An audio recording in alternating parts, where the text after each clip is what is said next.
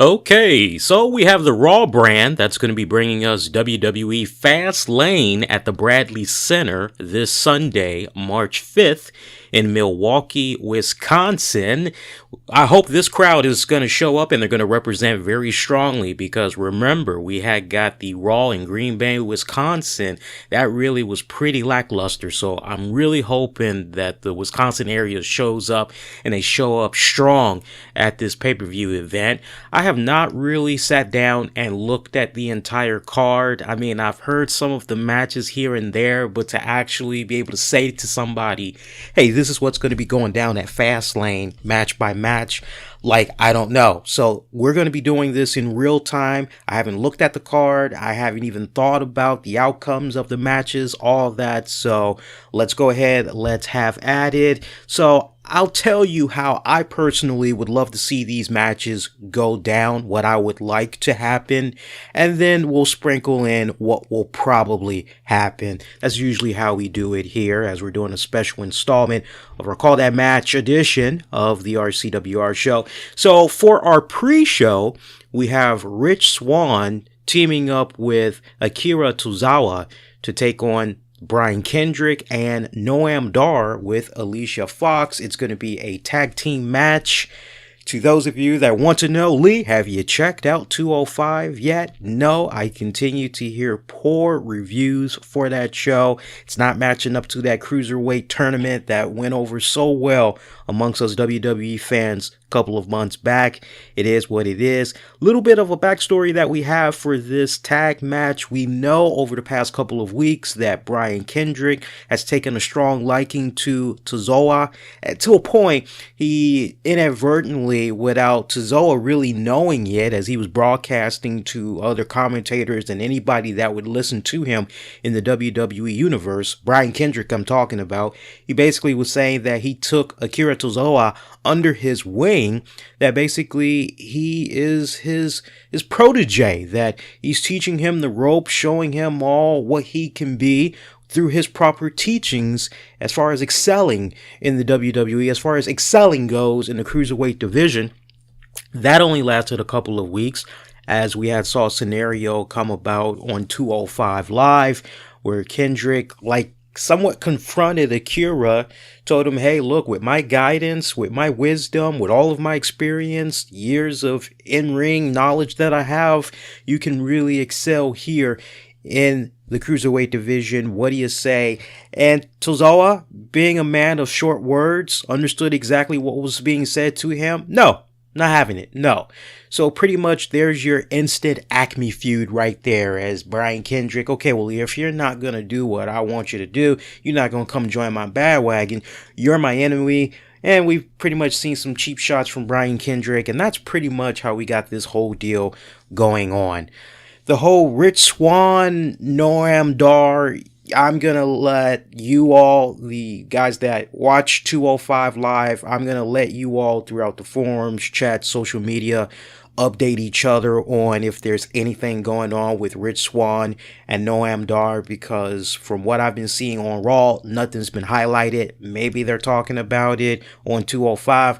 I don't know anything about it, and I gotta be brutally honest, I have a ton of respect for all of these guys' in-ring ability, but they just aren't doing anything for me. And I don't like saying that, especially with Brian Kendrick, because I have been a fan of Brian Kendrick's for many, many, many years. And you would think I would show a lot of love to Rich Swann, especially since he's right from out here in the DMV area. Nope, sorry, Rich Swann.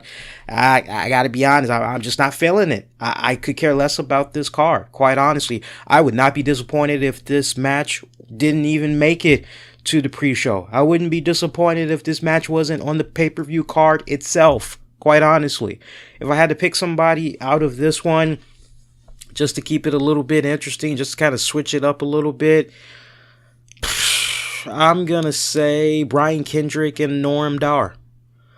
At least that way you can kind of continue on Brian Kendrick saying to Tozawa, see, this is what happens. Look what happened. I gave you an opportunity on a silver platter to come tap into my wisdom, to come tap into my intellect, and you declined my invitation.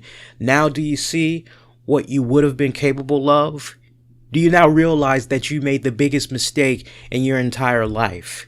I don't do this to just any old body, let alone for a second time, but I would love to present to you another opportunity, even though you declined the last go round. I'm willing to forgive and forget, and I'm willing to take you under my wing as a protege and show you all the prosperous blessings that could come before you under my guidance and wisdom. What do you say? And Tozawa could just once again shut him down. Their little instant Acme feud continues. But at least you have some type of a continuation out of that pre-show match. That's the route I'd go. Sami Zayn is going to be taking on Samoa Joe. Look, I've got a lot of respect for both of these men, especially Samoa Joe. Been a big fan of his work since his tenure in TNA, ROH. Ecstatic that he finally came to the WWE. My whole thing, long time coming, long overdue. Should have happened many years ago. Well, glad you're here now. But I have to be brutally honest, and I said this on my show several weeks back, as a lot of fans were just creaming their pants over the fact that Samoa Joe was now on the card. I said, yeah, that's great. Samoa Joe, he's tearing it up in NXT. Okay, now he's on the main roster. That's fine and dandy, but let's see what exactly happens with the Samoa Joe character a month from now. Let's see what happens with the Samoa Joe character 3 months from now. Let's take it a step further and let's see what happens with the Samoa Joe character on the main roster 6 months from now. That will be the telling tale in itself. And I just have to be brutally honest, when you just really break it down and you see how Samoa Joe had first came to the main roster, the way he was properly introduced in that whole segment with Mick Foley, Stephanie McMahon, I thought that was a nice little touch right there. You got him connected to the Authority, right? But then you look at the opponents that Samoa Joe has faced. He first butts heads with Samoa Joe bumps heads with Roman Reigns.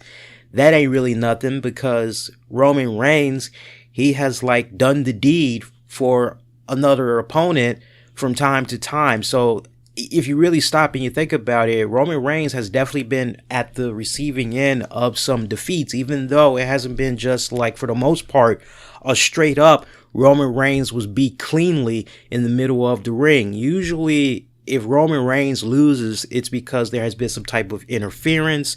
There is some type of a gang up on him. There's usually some type of controversy that's been going on with him as of late. So he's still coming off somewhat strong.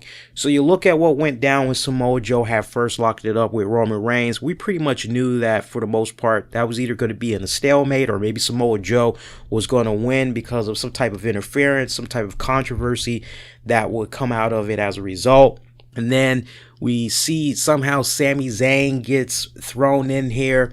Now look, there's the sucker in me that appreciates the rich history that Sami Zayn and Samoa Joe has. And quite honestly, if it was me booking this match, the story that I would have told, and sadly we did not see this story being exploited to the extreme on WWE Raw programming these past couple of weeks, which is Sami Zayn, Samoa Joe.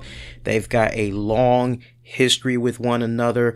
They have fought. They have gone tooth and nail with each other down at NXT over that NXT championship. You can imagine that there is a lot of unresolved tension, that there is unresolved animosity. Maybe this is the match that can finally square it all once and for all, right? That's the story that you would think would be told. And if I was the WWE, that's definitely something that you need to exploit. Don't get it twisted, folks. I'm all down for, hey, these guys were down in NXT. They fought each other. They had a great feud. Fans really got behind it. I am all fine for that formula. What better way to really introduce the WWE universe to some guys that were tearing it up down in NXT than to have those individuals fight each other, especially if they gave some phenomenal matches down in NXT. it is a domino effect when it's all said and done, to the standpoint it creates brand awareness, especially like if you've never watched the NXT product before and you go, wow, I heard about Samoa Joe down in NXT, but I never got to check out NXT. Wow, so apparently he like fought this guy Sami Zayn while he was down there. Wow, well, you know what? I might have to check out the NXT brand and see what's going on with that. So it's a great domino effect when it's all said and done. But Sami Zayn, he's pretty much been the whipping boy. He's pretty much been, okay, you're going to go out there, you're going to put this other guy over. We saw him do that with Braun Strowman not that long ago. So, I mean, when it really counts the most, you think Sami Zayn is maybe going to win the big one. Maybe he is going to go in this new path of, I won't say excellence, but a new path in, okay, maybe the higher ups in WWE management now see some type of cachet in a Sami Zayn, and maybe they're now giving him that full backing support, and he's now going to be climbing up the tiers in the company. And just when we think maybe that might remotely be the case, we find out, no, he's just a whipping boy for this person. He's just basically trying to put this individual over. That's what I see right here, quite honestly, with this Samoa Joe match. So for me, I'm looking at Samoa Joe. He's going to win this in clean fashion. He's going to win this. I got him winning via submission. Sasha Banks versus Nia Jax. They've had somewhat of a lukewarm feud with one another. This match almost kind of feels a little bit random, because 1 minute you see Nia Jax and then the next minute you don't. Not really sure what's going on with that, but honestly, my 2 cents from a distance, what's probably ending up happening right here, I see Sasha Banks getting into that women's title picture come WrestleMania. So I think the path to that begins with this matchup with Nia Jax. Nia Jax has continued to impress me, although I really wish Jim Johnson and crew would do something with that music. They need to change it already, because she just is not really coming off as this big, strong, bully, demeaning type of character. You know, it's not really living up to the Awesome Kong, if you will. You know, it's not living up to that. And I see a lot of potential in the fact that it really could go that route if there was a new commitment, new way, new mentality of thinking with regards to approaching this Nia Jax character. But Nia Jax, to me right now, is kind of in an interesting dilemma right now, because when it's all said and done, you have the fans, they somewhat have, and you can see this when you play back some of the matches that she's had over the past couple of months now. They aren't really sure what to make of her. The verdict is still out on her. I believe the WWE fans, when they first see her, they're taken back because they see how big she is, and then what she's able to do in the ring. It's like, wow, well, that was pretty impressive for a big girl. Okay, that's all right. And look, there's nothing wrong with her being a big girl, so don't get it twisted. But I think the jury is still out on the Nia Jax character, because not everybody is really sure, like, exactly what to make of her. Like, they want to invest, but they need a little bit more. And the vibe that she's kind of giving me, almost, again, my 2 cents from a distance, but the vibe that she's kind of giving me, it's almost a Tamina Snuka vibe. Only the fans are more interested if you had Tamina Snuka and you had Nia Jax side by side. I think majority of fans would gravitate more towards Nia Jax. Whereas the veteran wrestling fans, the fans that have been watching the product since the 80s, they actually may gravitate more towards Tamina just because of that last name alone. But I think in today's modern era, with the up and coming wrestling fans, or wrestling fans that have been watching the product now for like the past 5, maybe 7 years, they probably would gravitate a little bit more towards Nia Jax at this point if you had to have a standoff with those two girls. But Nia Jax is in a very interesting situation right now, because when it's all said and done, you kind of get the impression, you get the strongest vibe that after this, when it's all said and done, Sasha's going to WrestleMania somehow. Somehow she's going to be in that equation for that Raw Women's title. But where exactly does that leave Nia Jax? Nia Jax really does not have anybody that she can truly feud with. You feel where I'm coming from? I think her being drafted to Raw was probably one of the biggest mistakes that came about with the draft. Overall, I think she would have been a much better fit down in SmackDown. Let me know if you guys agree or disagree with that assessment. But I'm looking at Sasha Banks to pick up the win with this match here. Speaking of women's title, we got the Raw Women's Championship that's going to be on the line. Bayley is going to be defending it against Charlotte Flair. Remember that pay-per-view streak that we're constantly being reminded of. If it was me doing this match, would I have Bayley win cleanly in the middle of the ring? Or would I have some type of a scenario come about where you bring up controversy? Because after all, controversy creates cash, right? How much of an equation is Dana Brooke gonna be? We've recently seen her pop up.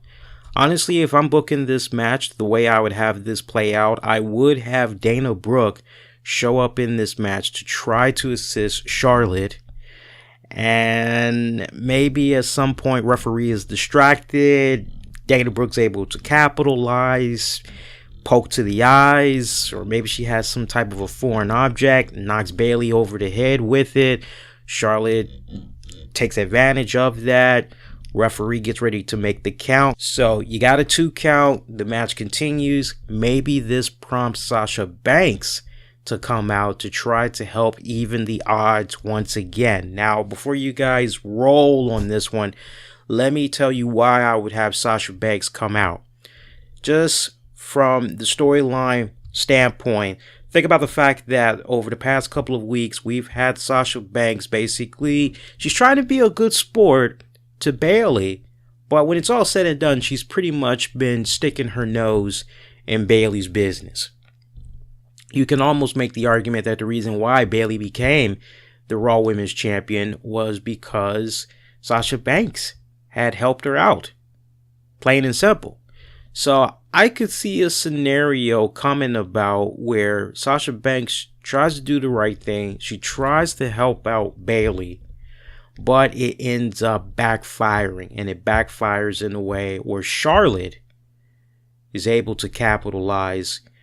I've got her winning via submission. Picture I'm seeing that's going to be playing about at WrestleMania, of which I really don't have a problem with it. I see it being Bayley versus Charlotte versus Sasha Banks.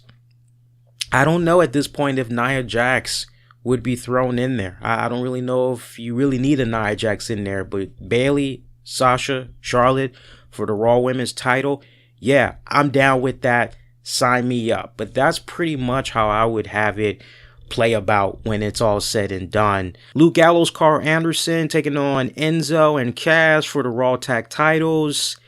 These guys never won the titles down in NXT, man. And just the fact that they kind of brought that up on Raw this week, I'm kind of led to the impression that now more than ever, like, it's their time. And I truly believe we're going to get some new Raw Tag Champions at Fastlane. It's just a little bit sad that WWE writers really have not fully made the investment in Gallows and Anderson. They're just kind of floating there when it's all said and done. And I give Gallows and Anderson a lot of credit. They have done the best that they can with what is being very limited, very restrained that's being given to them. They're making the best out of it, but when it's all said and done, Enzo, Cass, they're going to become your new Raw Tag Champions. And I think that needs to happen. I think that's going to be a really great moment for the Wisconsin fans in attendance. I can see a big celebration coming about. Everybody's going to be all for that. But I think it's going to be the night after Fastlane that's really going to be the telling tale, because as we've seen over the course of the past couple of weeks, fans have started to become a little bit annoyed with the Enzo Amore character. You know, he's almost kind of coming off. Yeah, he knows how to talk. He's got great chops and everything like that. But when you think about the whole situation with Rusev, it's like, okay, you're trying to mac to a woman that's married. And we're supposed to feel sorry that the husband beat your ass because you thought you was going to get some booty. Like, we're supposed to feel sorry for you. And then, what was it, like 2 weeks ago when he was rubbing it in the face of Sheamus and Cesaro that they had beat them to become the new #1 contenders to face the Raw Tag Champions? You got Enzo talking trash. He's saying whatever. And we see Sheamus just do a bro kick, and the fans were ecstatic over that. So, you know, you can't really help but wonder, like, what exactly is truly the future for Enzo and Kaz. I mean, it's pretty obvious that the powers that be see a lot of great potential in Big Kaz as a singles guy. And I'm sure you all have probably heard the comparisons. Does he remind me of the late Tess Andrew Martin? Yes.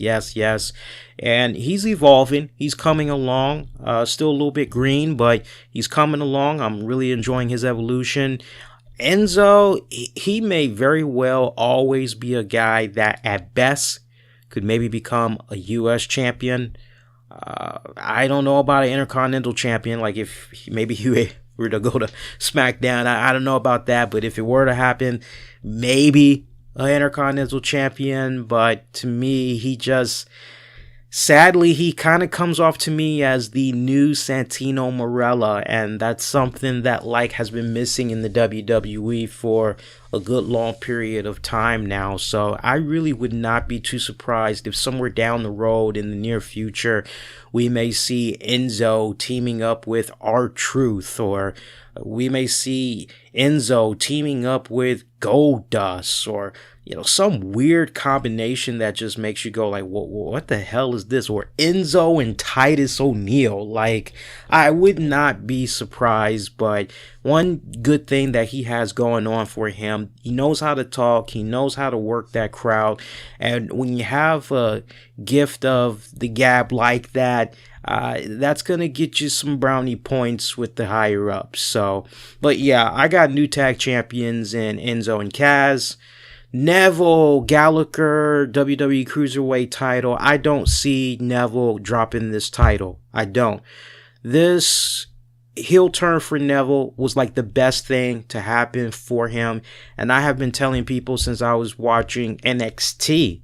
And when Neville had went heel, it was like, honestly, that was the Neville that should have came up to the main show. Not the baby face that, okay, after a couple of weeks, he does his red arrow and you're like, oh, that was awesome. And now, after you've seen it for a couple of weeks, you're kind of like, oh, yeah, he hit it. Oh, yeah, great. So this was the best thing that ever happened to him. For me, it just does not make sense that now that he's done this momentum swing, he's grown his beard out, he's let his hair grown out a little bit longer, to an extent. But the beard's really been helping. He now has the black trunks and all that. His music is a little bit more slow, got a little bit more slow tempo to it. He's now a little bit more aggressive in the ring. He's kind of switched up the ring psychology just a little bit. Not really sure if he should be continuing to do the red arrow, but hey, that's an entirely different topic for another time. But for him to make this new commitment, this new evolution to kind of step up his game, I just don't see how you reward that by taking the title off of him and putting it on a guy like Gallagher. That just basically by default, okay, well, what was the purpose in doing all this work with Neville? So I see Neville continuing to hold on to that title. Braun Strowman taking on Roman Reigns. This is an interesting matchup right here. Let me tell you what I'd like to see happen and what is probably gonna happen. All said and done, anybody remember the whole deal with Undertaker and Roman Reigns at the Royal Rumble? Remember that stare down after Undertaker got thrown out by Roman Reigns? And we haven't heard a peep from the Undertaker. look, when it's all said and done, I'm booking this, and I have been a fan of Braun Strowman since day one, since we saw him with the Wyatt family. I've been a supporter of this guy. I said, that guy, yeah, he can go a long ways, just got to stay healthy. Yeah, I've been giving Braun Strowman nothing but praise. By the way, if anybody plays WWE Champions, it is hard getting new wrestlers, is it not? I was so ecstatic. I finally got my 15th wrestler, a new wrestler, and it was Braun Strowman. And I was like, oh, I'm like, awesome, because now I can go back to one of the WWE live event tours, and I can now pretty much pass that, because Braun Strowman was a mandatory character you needed in order to do that match. I think it was a tag match, but yeah. So Braun Strowman, I've been a fan of his since day one. I saw him. He's coming along very nicely. You cannot have Braun Strowman with all the cachet that has gone into him, all the great booking, the storytelling that has gone into this Braun Strowman character up to this point. You cannot have it go in vain by having him lose cleanly to Roman Reigns in the middle of the ring. You just can't have that go down. You have to protect Braun. Now, if you ask me what I would like to see happen and what is probably going to happen, now that we pretty much have about 30 days until WrestleMania, we're probably going to see at some point, it's going to be a really good slobber knocker. Let me tell you that one. It's going to be a nice, good matchup. I got this matchup probably being about, I would say, probably it's going to clock in at about 15 minutes. This ain't going to be just a quick bag of chips and a soda and boom, 5 minutes later it's over. No, it's going to be at least a 15-minute matchup. But I swear to you guys, in the final moments of this matchup, I can see some type of a scenario coming about where we see the lights go out and then we have Undertaker right there in the middle of the ring. And I don't know if the referee inadvertently gets taken out. Maybe that's the story that you can tell, quite honestly. And once the referee is taken out, looks as though Roman Reigns, boom, spear, goes in for the cover, lights go out, comes back on. You see Roman Reigns, he could just like, I don't know, maybe you can have Roman Reigns kind of just be standing in the middle of the ring, because like he's like now on his guard trying to figure out what the hell's going on. And then boom, you have Roman Reigns face to face looking at the Undertaker. Almost kind of like Roman was expecting him, like he kind of felt his presence or something like that. Two of them can slug it out. Undertaker gets the upper hand. Tombstone pile driver. That's pretty much it. Referee is still out. Braun Strowman comes around, picks up the pieces, picks up the win that way. You could do it like that, or you could not have the referee be inadvertently taken out, right? Lights go off at some point once Roman hits a spear, getting ready to do the Superman punch, whatever. Lights go off, come on. Undertaker attacks Roman. Referee decides to just throw the match out. Now, if you want to get technical, that would mean Roman won via disqualification, or the referee could just throw it out just to be throwing it out. To add a little bit more insult to injury, me personally, I would love for Braun Strowman to just kind of take advantage of the fact that you got the dead man right there, but that would just blend into something entirely different. So for right now, those would be the options. But when it's all said and done, I'm seeing Undertaker showing up, because you got to think about that Raw in less than 24 hours. Okay, you're now going to be 29 days away from WrestleMania, or 28 days away from WrestleMania. Let's get it popping already. So that's how you really got to do a nice good cliffhanger to set up Raw for that Monday night. And we have one more match to talk about. Kevin Owens, Goldberg. I have been asked by a few people all week long, with the last one being from my good buddy, the evil genius of professional wrestling, Mr. Titus Machiavelli. Hello to my good friend. He was like, Lee, what do you think about this particular match, man? How do you think this one's going to go down? And I told him straight up, I said, honestly, it could go down a couple of ways. And I didn't go any further than that. Honestly, what my heart is telling me is that when it's all said and done, we are going to see Goldberg get the WWE Universal title. Now, if you ask me would I like for that to happen, no. I personally would love to see Chris Jericho interfere at some point during this match. And quite honestly, I would love for some type of a scenario to occur where, maybe Chris Jericho, I don't know, maybe the referee can, see, I keep going with the referee inadvertently taken out, and like, we can't have too many of those at Fastlane because we, as a wrestling community, are going to be real quick to point that bad boy out. So somehow you gotta work it in a way where it just makes sense to see Chris Jericho return. But at the same time, with a Chris Jericho returning, maybe to try to screw Kevin Owens out of something that he holds very dear and precious to him, which is that WWE Universal title, which would then set those two guys up at facing one another at WrestleMania, which I like. I like that idea, only I wish it was Jericho versus Owens for the Universal title. I like that idea a lot more. So I'd be very interested in seeing Chris Jericho show up to try to get some type of retribution on Kevin Owens. Yet at the same time, if it was me setting up this pay-per-view, I spontaneously would have a Brock Lesnar show up at Fastlane. And I would have Brock Lesnar F5 the hell out of Kevin Owens. And I would have him spear the hell out of Goldberg. Use Goldberg's own spear against him.